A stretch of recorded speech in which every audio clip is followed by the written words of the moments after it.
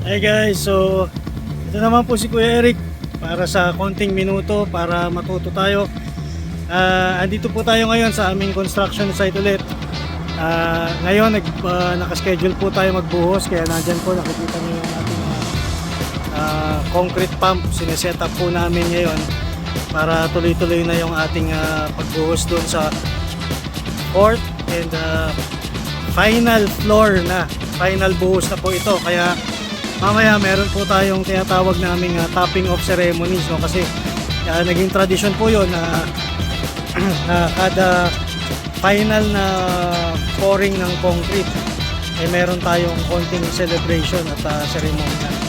So happy to say na naka-break na naman po tayo ng record. Natapos namin ang pagbubuhos po sa buong building ng I think 1 month ahead, no, ng schedule niya.